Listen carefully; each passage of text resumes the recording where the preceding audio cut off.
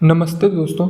आज हम लोग देखेंगे कि किस प्रकार से एरे बनाते हैं सी पे, किस प्रकार से इनिशियलाइजेशन किया जाता है और उसका यूज़ केस क्या होता है, किस जगह पे हम लोग एरे का यूज़ करते हैं सी पे। सी जब बनाया गया था तो इसमें कोई भी, जैसा कि आपको पता है कि स्ट्रिंग नहीं होती थी, तो उस समय पे हमने स्ट्रिंग को स्टोर करने के लिए जो आपको तरीका बताया था चार, और इस पे हमने बताया था कि चार लिखते हैं और एक वेरिएबल नेम लिखते हैं। मान लीजिए कि फ्रूट लिख दिया हमने, और उसके बाद फिर बॉक्स बना के इसके बीच में नंबर लिख देते हैं, जितने भी वर्ड का हमारे या फिर स्ट्रिंग का जितना भी लेंथ होता था, जितने भी लेटर होते थे उतना नंबर लिख देते थे। मान लीजिए 56, ठीक है। और उसके बाद इसमें कॉमा लगा देते थे, मतलब एंड करने के लिए। तो इस प्रकार से हम लोग स्ट्रिंग स्टोर करते थे सी पे।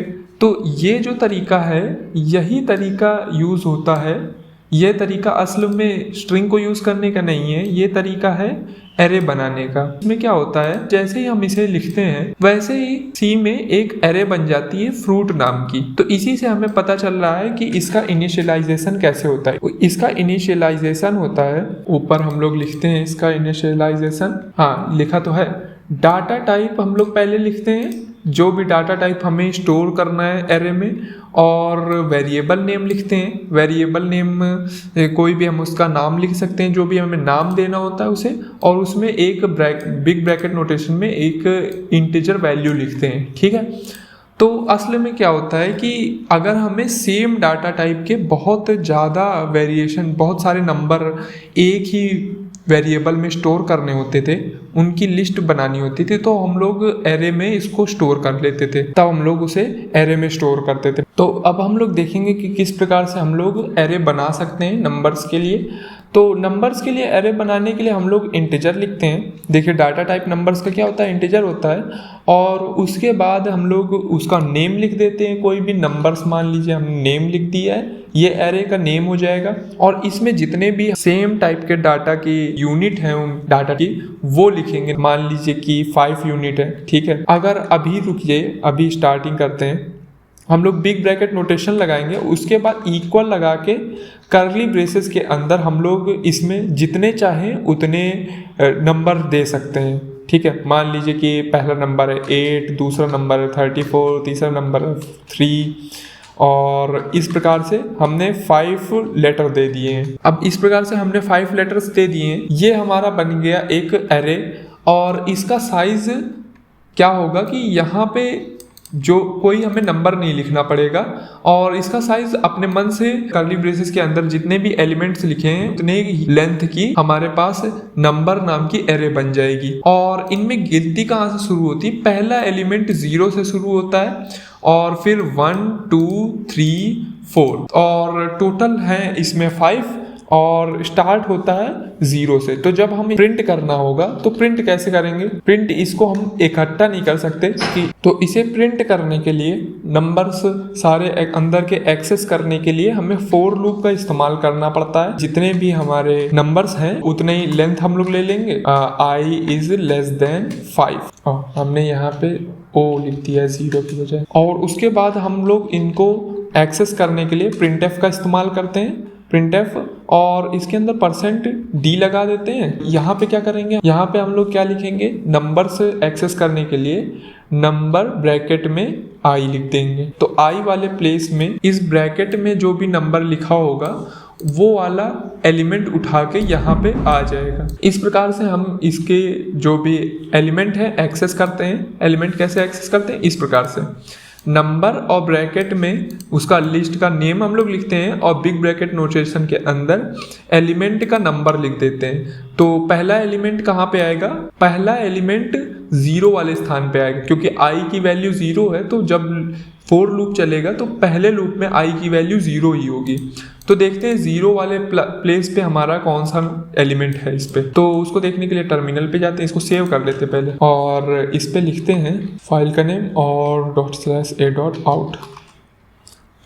तो हमने इसमें \n नहीं ऐड किया था, तब भी हम लोग देख सकते हैं कि नंबर इन लिस्ट, नंबर जो हमारे पास नंबर है लिस्ट के अंदर, इन प्लेस ऑफ i के स्थान पे, सॉरी, हमें यहाँ पे i की जगह पे आई नहीं लिखना चाहिए, हमें आई का नंबर लिखना है कि आई की वैल्यू कितनी है। आई की वैल्यू लिखने के लिए हमें %d लगाना पड़ेगा। इसके हिसाब से पहले स्थान पे जो हमारा डाटा लिखा हुआ है वो है 8, ठीक है। आई की वैल्यू 0 होगी। आई की वैल्यू इस पे लिखने के लिए हम लोग यहाँ पे %d इसको कर देते हैं, और यहाँ पे नंबर के पहले हमने आई लिखा हुआ है ना, तो फिर आई यहाँ लिख देते हैं। तो इसको सेव कर लेते फिर से, और इसको फिर से रन करते हैं एक बार। और देखिए हाँ, एक और चीज़ करते हैं, इसमें \n ऐड कर देते हैं ताकि हमारी हर एक लूप के बाद एंटर दब जाए, मतलब कि नई लाइन से शुरू हो। जो अभी हमारा प्रिंट होना है वो नई लाइन से शुरू हो। और इसको सेव नहीं किया था। तो देखिए जो हमारा टर्मिनल है उस पर हमें क्या लिख के आ गया कि number in list, number in place of 0 हमारे पास क्या है, 0 वाले स्थान पे हमारे पास 8 है, पहले वाले स्थान पे 34 है, और दूसरे वाले स्थान पे 3 है, और तीसरे वाले स्थान पे 23। मतलब कि जो लिस्ट का इंडेक्स है वो 0 से स्टार्ट होगा, और जितने भी एलिमेंट हैं उनमें से एक घटा के उतने स्थान तक जाएगा। मतलब कि अगर 5 एलिमेंट है तो 4 तक इंडेक्स के नंबर हैं, 4 तक जाएंगे, 0 से स्टार्ट होकर 4 तक। तो इसको इस प्रकार से हम लोग एक्सेस कर सकते हैं। इसमें वैल्यू कैसे डाल सकते हैं अब, और इसके और भी तरीके हैं लिस्ट बनाने के, केवल यही नहीं है। तो मान लीजिए कि हमें इसके अंदर 5 एलिमेंट पुट करने थे, तो हम लोग क्या कर सकते हैं कि अगर मान लीजिए इनिशियलाइज करते वक्त हमारे पास नहीं है सारे एलिमेंट, तो बाद में एलिमेंट डालने के लिए लिस्ट को तो पहले ही बनाना पड़ेगा। लिस्ट बनाने के लिए डाटा टाइप, फिर लिस्ट का नेम, और फिर बिग ब्रैकेट के अंदर एक इंटीजर वैल्यू जितने हमें आइटम डालने। मान लीजिए कि 5 डाटा की यूनिट डालनी है, तो फिर हम लोग 5 नंबर ही लिखेंगे यहाँ पे, और यहाँ पे इक्वल लगा के 0 वाले स्थान पे हमें जो ऐड करना है वो हम लोग लिख सकते हैं। हमें चौथे नंबर पे जो भी लिखना है वो लिख सकते हैं। मान लीजिए कि 78 लिखना है, वो लिख सकते हैं हम लोग। और अगर हमें तीसरे वाले स्थान पे या फिर दूसरे वाले स्थान पे जिस भी नंबर को हमें जहाँ पे भी लिखना है हम लोग वहाँ स्टोर कर सकते हैं। इक्वल मान लीजिए कि 34। अब अगर हम लोग चाहें कि इसे प्रिंट कर दें, प्रिंट करने के लिए फॉर लूप का इस्तेमाल करते थे।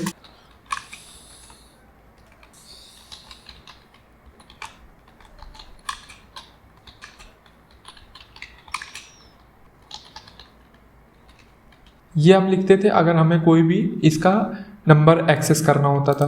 तो एक बार इसे रन करके देखते हैं क्या होता है। देखिए हमने कुछ एलिमेंट इसमें ऐड नहीं किए हैं। एलिमेंट तो हम लोग ऐसे ऐड करते हैं, और आप सारे एलिमेंट लाइन से ऐसे ऐड कर सकते हैं, ठीक है। लेकिन ये कोई अच्छा तरीका नहीं है, क्योंकि बार बार हमें ये लिखना पड़ रहा है, नंबर ब्रैकेट 0 इक्वल, ये सारे बार बार लिखने पड़ रहे हैं। तो अगर कहीं आपको एक जैसा कोड लिखा हुआ दिखता है तो इसका मतलब है कि आप गलत कोड लिख रहे हैं। नंबर इस प्रकार से ऐड नहीं किए जाते हैं। फॉर लूप बना के आप ऐड कर सकते हैं।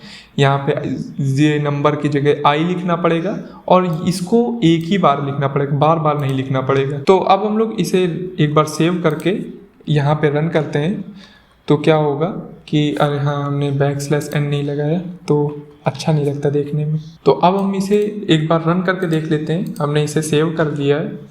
तो देखिए हमने जैसे कि कुछ नंबर्स इसमें फिल नहीं किए हैं, कुछ प्लेस इसमें फिल नहीं किए हैं, तो उनके स्थान पे क्या लिख के आएगा, तो उनके स्थान पे कोई भी वैल्यू जो भी मेमोरी में मौजूद होती है वो लिख के आ जाती है।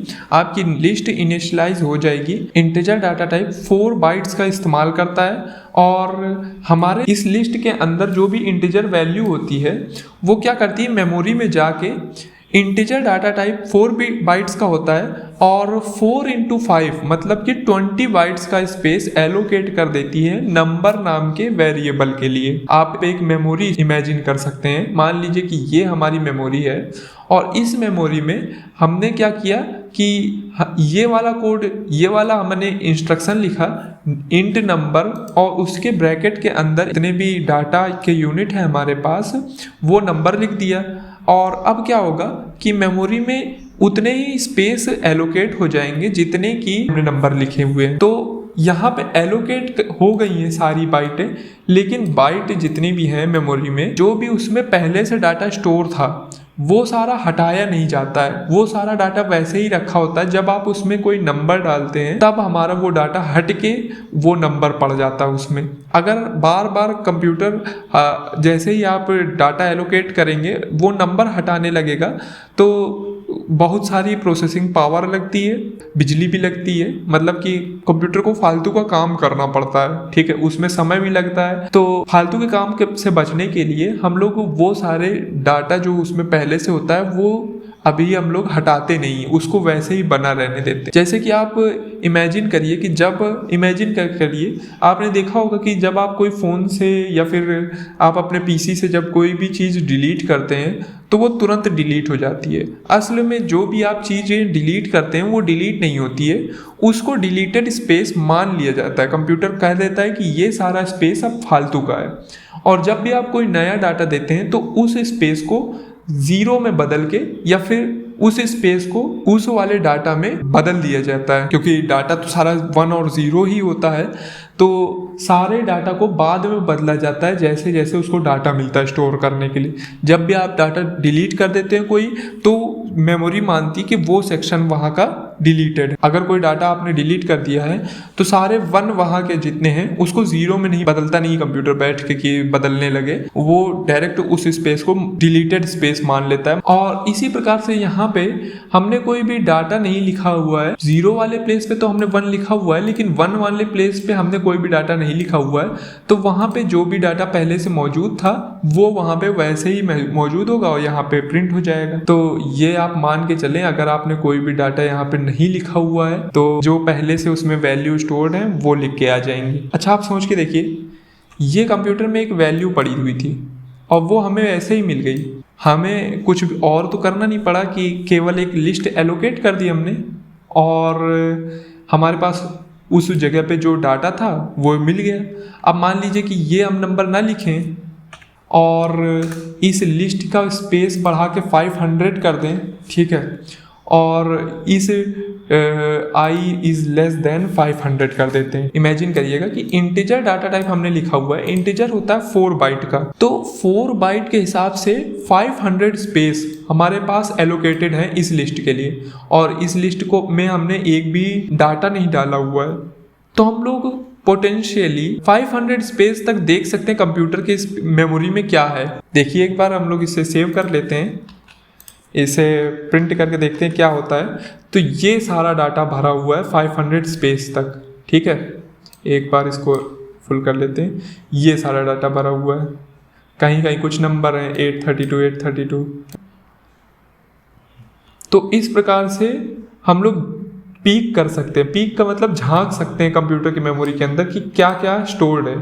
तो सोच के देखिए, आप पासवर्ड भी देख सकते हैं इससे, और इमेज जो होती हैं वो कलर्स को नंबर में बांट के स्टोर की जाती हैं, तो आप इमेज भी बना सकते हैं। ये सारा हम जब देख सकते हैं कि मेमोरी में ये सारा डाटा है तो हम लोग उस डाटा को रीअसेंबल कर सकते हैं। डिसअसेंबल्ड डाटा है, इसको रीअसेंबल कर सकते हैं। अगर हम लोग इंट के बजाय फ्लोट ले लें तो क्या होगा, फ्लोट डाटा टाइप 8 बाइट का होता है, तो हमें 8 बाइट में क्या है ये पता चल जाएगा। इसको सेव कर लेते हैं, इसको एक बार रन करके देखते हैं क्या होता है। हाँ, फ्लोट में बदला है तो इसे हमें एफ में बदलना पड़ेगा, और सेव कर लेते हैं इसे। एक बार फिर से प्रिंट करते हैं, तो फ्लोट में अगर हम लोग प्रिंट करें तो ये सारा डाटा स्टोर्ड है हमारी मेमोरी में।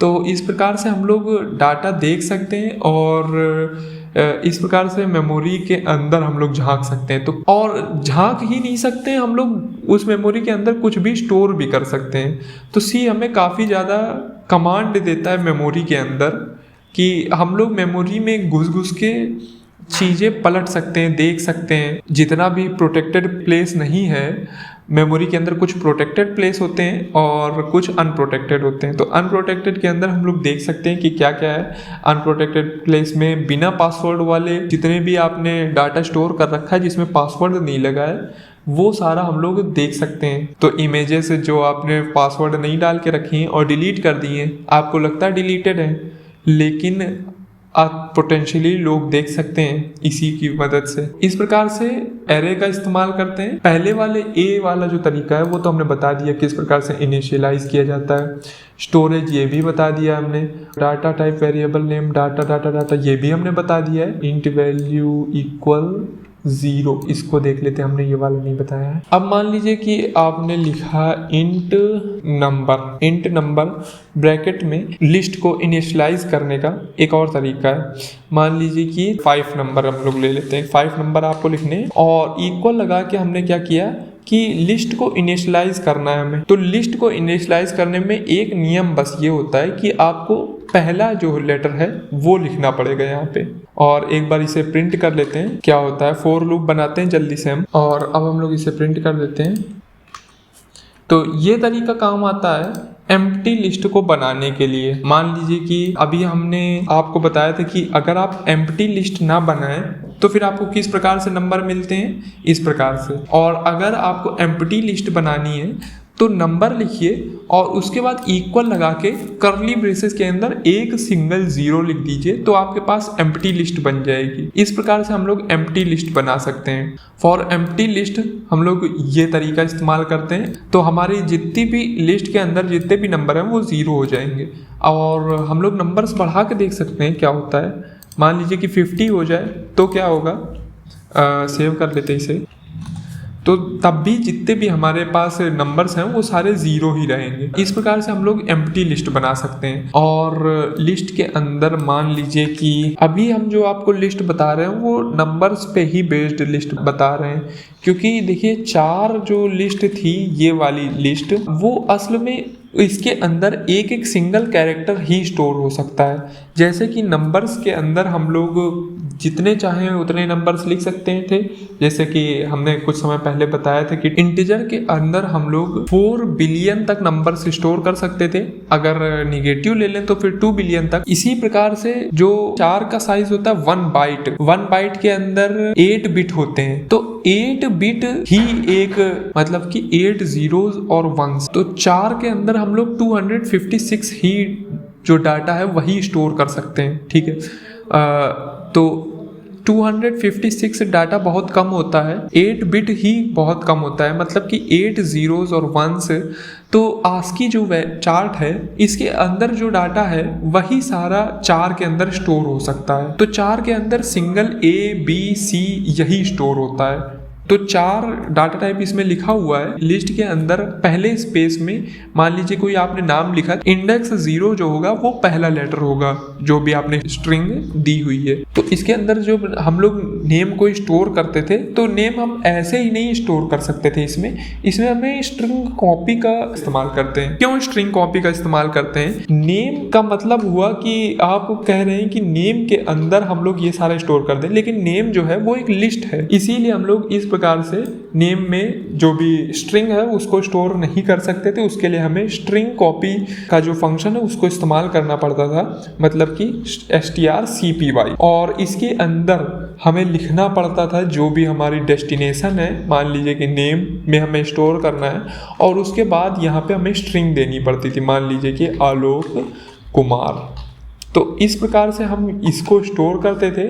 और ये चूँकि स्ट्रिंग डाटा टाइप में ये जो कमांड है ये आता था string.h में, क्योंकि देखिए जो हमारा स्टैंडर्ड IO है इसमें केवल 4 या फिर इंट या फिर फॉर लूप या फिर printf इस प्रकार के कमांड आते थे सिंपल।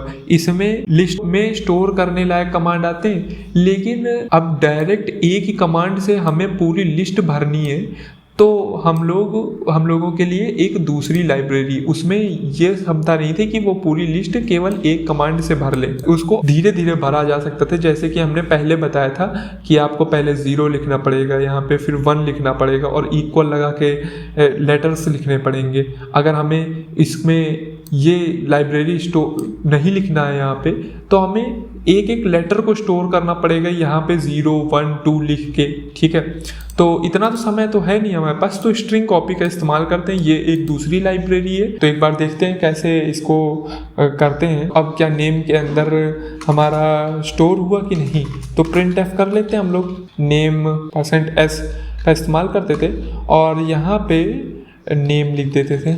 अब होपफुली हमारा सेव कर लेते हैं, ये जो है वो प्रिंट हो जाएगा। आलोक कुमार देखिए हमारा प्रिंट हो गया है।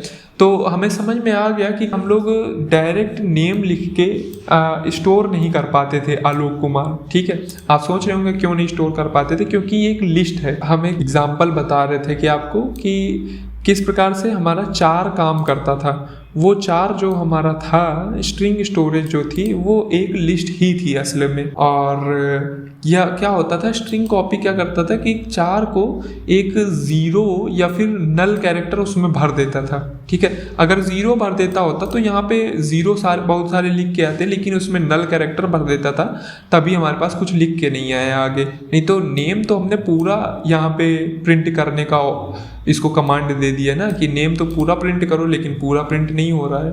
और अब हम लोग बता देते हैं कि किस प्रकार से इसका इस्तेमाल किया जाता है, डी नंबर वाले ऑप्शन का। मान लीजिए कि आपके पास नंबर्स की एक लिस्ट है, इंट नंबर ब्रैकेट में हम लोग क्या करेंगे कि 15 नंबर्स की आपके पास एक लिस्ट है और उसके अंदर आपको अब यहाँ पे लेटर्स फिल करने हैं, लेकिन सारे लेटर्स आपको नहीं फिल करने हैं या फिर सारे नंबर्स आपको फिल नहीं करने हैं। एक कुछ चुनिंदा स्थान पे कुछ लेटर्स फिल करने हैं, कुछ ये नंबर्स फिल करने हैं। मान लीजिए कि 5th स्थान पे हमें पता है क्या फिल करना है या फिर 3rd स्थान पे हमें पता है क्या फिल करना है।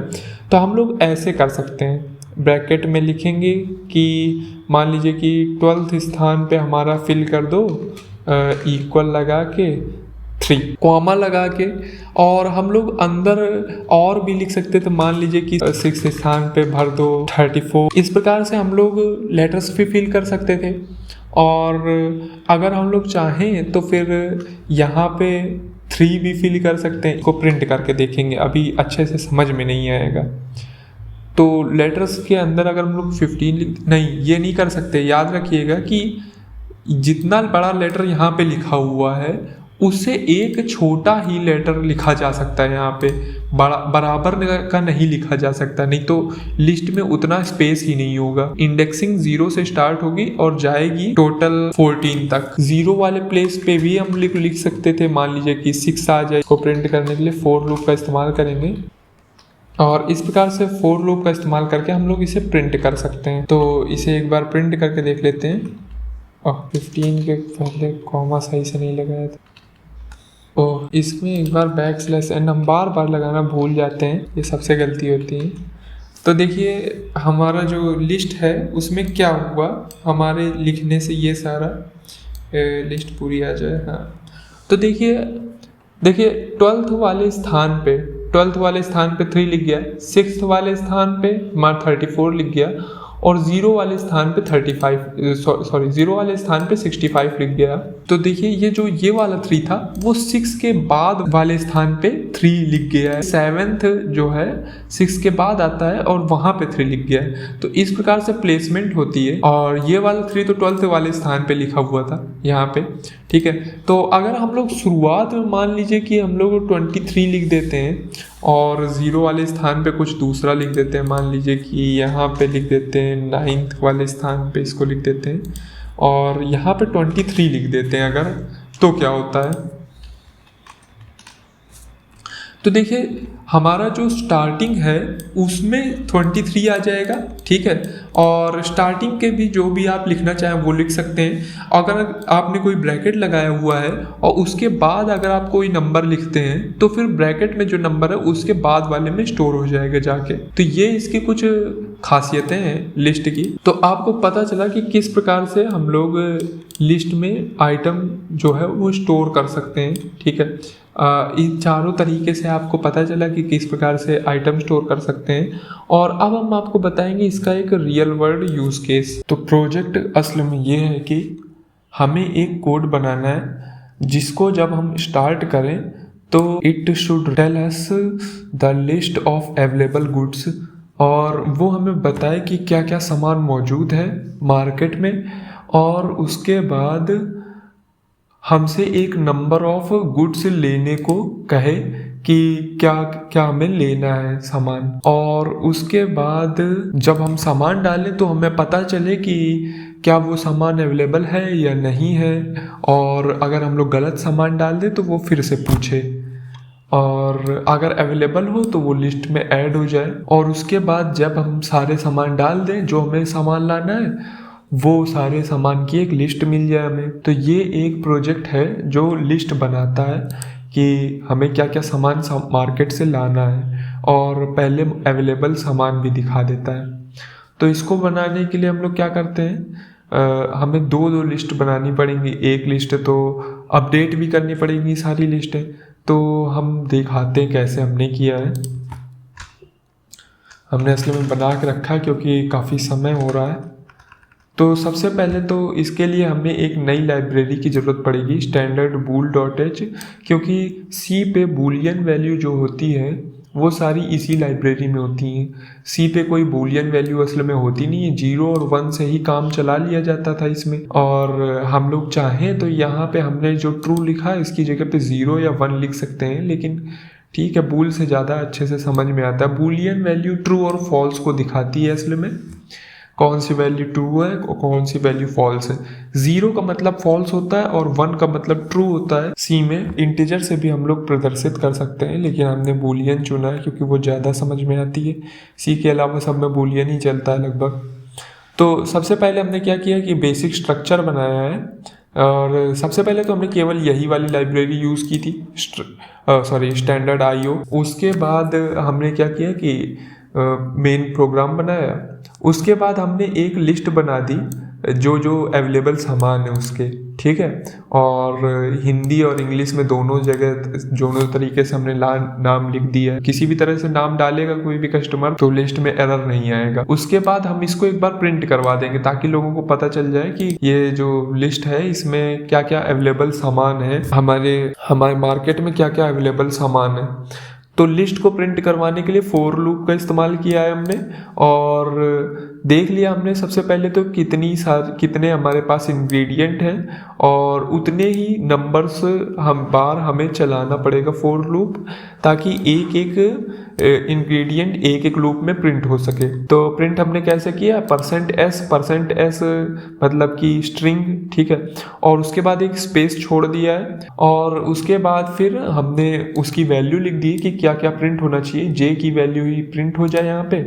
उसके बाद हमने क्या किया है, एक व्हाइल लूप बनाया है, और जिसमें पूछा है कि कितने हमें सामान लाने हैं मार्केट से, और फिर स्कैनफ से उसे स्कैन कर लेंगे कि कितने सामान लाने हैं। और हमने देखिए एक स्पेस छोड़ दिया तो न्यू लाइन कैरेक्टर हमारा ऐड नहीं होगा अपने मन से। और इफ लूप का इस्तेमाल किया हमने, और ये एंड का साइन है। इसका मतलब हुआ कि आइटम्स नंबर की जो वैल्यू है वो 20 से ज़्यादा है, या फिर आइटम्स नंबर की जो वैल्यू है वो 1 से कम है। मतलब कि जो कितने सामान लाने, अगर आपने उसमें 1 से कम दिया या फिर 20 से ज़्यादा दिया तो फिर हम लोग फिर से मांगेंगे, क्योंकि 20 से ज़्यादा सामान है ही नहीं लिस्ट में, और 1 से कम हम लोग दे नहीं सकते, नहीं तो शॉपिंग नहीं होगी।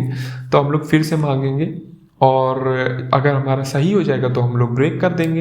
एक लिस्ट हमने क्रिएट कर दी है, ताकि जो हमारी फाइनल लिस्ट है वो ये वाली रहेगी। फिर एक मतलब कि एक टेम्परेरी हमने वेरिएबल ले लिया है। और देखिए स्ट्रिंग की लिस्ट बनाने के लिए हमें क्या करना होता है कि हमें दो बार ये ब्रैकेट लगाने होते हैं। एक 2D लिस्ट बनानी होती है, 2 डायमेंशनल लिस्ट, जिसमें लिस्ट की लिस्ट होती है। मान लीजिए कि आपके पास 3 या 4 लिस्ट है, और उसकी आपने नाम जो है वो एक लिस्ट में दे दिए, तो फिर क्या हो जाएगा कि लिस्ट के अंदर लिस्ट हो जाएंगे, ठीक है। वो वाली लिस्ट होती है 2D लिस्ट। तो हमारा क्या है, 4 जो है ये असल में एक लिस्ट ही थी, ठीक है। और हमने क्या किया है कि उनकी भी एक लिस्ट बना ली है, ठीक है। तो ये किस तरह से काम करता है कि यहाँ पे जितना नंबर लिखा होगा, अभी तो हमने ब्लैंक छोड़ रखा है क्योंकि ये अपने मन से रिकॉग्नाइज कर देगा कितने नंबर हैं, वैसे हम 20 लिख सकते थे। तो ये वाला जो नंबर है 20, ठीक है, तो 20 हमारे पास सेक्शन क्रिएट होंगे, और कितनी लंबाई के सेक्शन क्रिएट होंगे वो इस नंबर से डिसाइड होता है, जो 20 नंबर के बाद लिखा होता है 50। तो 50 साइज के मतलब कि 50 बाइट के, हाँ, कैरेक्टर का साइज जो होता है उसको लेंगे हम लोग। पहले कैरेक्टर का साइज कितना होता है, कैरेक्टर का साइज होता है 1 बाइट और 1 बाइट में 8 बिट होते हैं, ठीक है। तो कैरेक्टर का साइज हो गया 1 बाइट, उसके हम लोग 50 साइज लेंगे, मतलब कि 50 बाइट हम लोग लेंगे सबसे पहले, और 50 बाइट के कितने सेक्शन लेंगे, 20 सेक्शन लेंगे। इस प्रकार से हम लोग 4 कैरेक्टर्स की लिस्ट बना सकते हैं, मतलब कि स्ट्रिंग्स की लिस्ट बना सकते हैं सी में। और उसके बाद यहाँ पे हमने क्या किया है कि जितने हम लोगों को सामान लेने होंगे उतने ही नंबर्स की हम लोग स्पेस छोड़ के लिस्ट बनाएंगे। उसके बाद हमने क्या किया है, फोर लूप का इस्तेमाल किया है। फोर लूप में हम लोग आइटम्स लेंगे जितने के, मान लीजिए 5 सामान लेने थे हमें, तो i इज लेस देन 5 हो जाएगा यहाँ पे, और ये 5 टाइम्स रन होगा। और उसके बाद व्हाइल लूप का इस्तेमाल करके हम लोग करेक्ट सब्जी के नेम ले लेंगे। व्हाइल लूप का इस्तेमाल कैसे किया हमने, बूलियन वैल्यू एक कंडीशन की क्रिएट की हमने, बूल कंडीशन इक्वल्स फॉल्स। अब यहीं से हमें जरूरत पड़ने लगी है स्टैंडर्ड बूल नाम की लाइब्रेरी की। और फिर व्हाइल ट्रू हमने किया, मतलब कि ये लूप चलता रहेगा जब तक हम इसके अंदर ब्रेक का स्टेटमेंट न डाल दें, ठीक है। तो उसके अंदर हमने क्या प्रिंट किया है कि भाई सबसे पहले हम लोग बता देंगे कि कौन से नंबर की सब्जी लेनी है हमें। उसके बाद fgets का इस्तेमाल किया है जो कि string.h में आता है, ठीक है। तो वो भी हमने यहाँ पे स्टोर कर रखा है। fgets क्या करेगा, टेम्प नाम के वेरिएबल में fgets से हम लोग यहाँ पे जो इंटर करेंगे वैल्यू स्टैंडर्ड इनपुट से वो स्टोर कर देंगे। और टेम्प के अंदर क्या होगा कि एक न्यू लाइन कैरेक्टर भी ऐड हो जाएगा, क्योंकि fgets new line character add कर देता है। तो उसको हटाने के लिए स्ट्रिंग कॉम्प्लीमेंट्री स्पैन नाम का हम लोगों ने फंक्शन का यूज किया है। और उसका इस्तेमाल इस तरह से होता है, हमने फोर लूप से चेक करना है कि क्या वो जो हमने टेम्प में वैल्यू दी है, मतलब जो सब्जी लाने के लिए कहा है, क्या वो सब्जी की लिस्ट में है कि नहीं। तो उसको मैच करने के लिए हमने क्या किया है कि फोर लूप का इस्तेमाल किया है। और उसके बाद इफ कंडीशनल हमने लिया है। इफ कंडीशनल में क्या देखा है कि स्ट्रिंग कंपैरिजन किया है। देखिए लिस्ट से जब भी आपको किसी वैल्यू को मैच करना होता है तो स्ट्रिंग कंपैरिजन का यूज करते हैं, strcmp, और वैसे भी स्ट्रिंग कंपैरिजन का ही यूज़ करते हैं। और उसके बाद पहला और दूसरा वैल्यू दे देते हैं। और स्ट्रिंग कंपैरिजन कैसे काम करता था कि ये ग्रेटर देन 0 देता था जब स्ट्रिंग 1 स्ट्रिंग 2 के पहले आती थी डिक्शनरी में अल्फाबेटिकल ऑर्डर में, इक्वल टू 0 जब बराबर होती थी, और ग्रेटर देन 0 जब बाद में आती थी। तो हमें बराबरी के लिए चेक करना है तो इक्वल 0 हम लोग लिख देंगे। और अगर ये बराबर 0 हो जाएगा, मतलब कि हमें मिल गई वो सब्जी जो कि हमने इनपुट में दी है, वो सब्जी की लिस्ट में है, तो उसमें हम लोग क्या करेंगे कि इसे न्यू लिस्ट में हम लोग सब्जी की लिस्ट में ऐड कर देंगे स्ट्रिंग कॉपी का यूज़ करके, ठीक है। और उसके बाद ब्रेक कर देंगे। और हाँ, हम लोग एक कंडीशन भी बना लेते हैं ट्रू या फॉल्स की। तो हमने यहाँ पे फॉल्स बनाया था, तो ये ट्रू में बदल देंगे। क्यों ट्रू में बदल देंगे ये बाद में पता चलेगा, क्योंकि हमें व्हाइल लूप को ब्रेक करना था, ठीक है। अगर हमें पता नहीं चलेगा कि हमने सही सब्जी दी है कि नहीं, तो लास्ट में हमें पता चल जाएगा इसकी वजह से कि हमने सही सब्जी दी है। तो सही सब्जी मिलने के बाद हम लोग क्या करेंगे, ब्रेक कर देंगे, ठीक है। अगर हमें सही सब्जी नहीं मिली, कंडीशन की वैल्यू फॉल्स ही रहेगी, और हमारा यहाँ पे ये वाला लूप चल जाएगा इफ कंडीशनल वाला, क्योंकि फॉल्स को ये जो साइन है ये ट्रू में बदल देगा। इसको लॉजिक नॉट कहते हैं या फिर नॉट ही कहते हैं। ये अपने आगे की वैल्यू को रिवर्स कर देता है, मतलब कि बदल देता है। तो कंडीशन अगर फॉल्स होगी तो इसको ट्रू में बदल देगा, और ये कंडीशनल रन हो जाएगा, और हम लोग फिर से मांगने लगेंगे, व्हाइल लूप फिर से चलने लगेगा। अगर नहीं चला तो फिर हम लोग ब्रेक कर देंगे, ठीक है। और ब्रेक करने के बाद इस प्रकार से हमारे जितने भी हमने सब्जी के आइटम लेने को कहे उतने बार हमसे मांगा जाएगा सब्जी के आइटम्स। और उसके बाद हम जैसे ही पूरे कर लेंगे तो फोर लूप हमारा बंद हो जाएगा। और उसके बाद हम लोग प्रिंटफ करके फिर से फोर लूप का इस्तेमाल करेंगे और फाइनल वेजिटेबल लिस्ट को प्रिंट कर देंगे, और बस हमारा चल जाएगा प्रोग्राम। तो इसे सेव करके एक बार रन कर लेते हैं। जैसा कि आप देख सकते हैं हम रन किया हुआ है, तो एक बार और रन कर लेते हैं। तो हमें कितने सब्जी चाहिए, तो सबसे पहले तो हम लोग एक ग्रेटर वैल्यू दे के देखते हैं। तो हमसे फिर देखो मांगा जा रहा है कि प्लीज़ एंटर बिटवीन 1 and 20। तो फिर हम लोग मान लीजिए कि 20 से कम दे दिया, -2 दे दिया, तब भी मांगा जाएगा। अब मान लीजिए कि हमने बराबर दे दिया, मान लीजिए कि हमने 6 सब्जी लानी है, तो फिर देखिए हमसे पूछा जा रहा है कि what is the item number 1, please inter correct name, correct सब्जी नेम। तो फिर सब्जी अवेलेबिलिटी में देख के हम लोग देख सकते हैं कि क्या क्या हमें लाना है। तो शुरुआत की हम लोग दे देते हैं आलू, और अगली वाली मान लीजिए गलत हो गई तो फिर से पूछा जाएगा प्लीज़ एंटर करेक्ट सब्जी नेम, और वही वाला देखिए नंबर 2 ही हमसे पूछा जा रहा है, तो हम लोग गोभी लिख देते हैं, फिर लिख देते हैं बैगन, और उसके बाद कैप्सिकम, और उसके बाद अनियन, और उसके बाद लेडी फिंगर।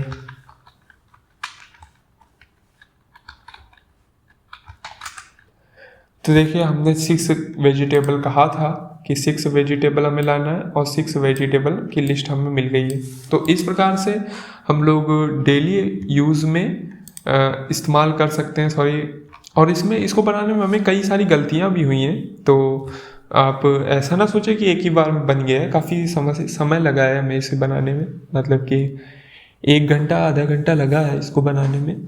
तो आप लोग भी बनाने की कोशिश कीजिए, और इस प्रकार से आप आइडिया सोच सकते हैं कि क्या क्या हम बना सकते हैं, और इस प्रकार से अपने मन से सोच के आप प्रोजेक्ट बना सकते हैं, और प्रोजेक्ट बनाइएगा तो हमें ज़रूर बताइएगा।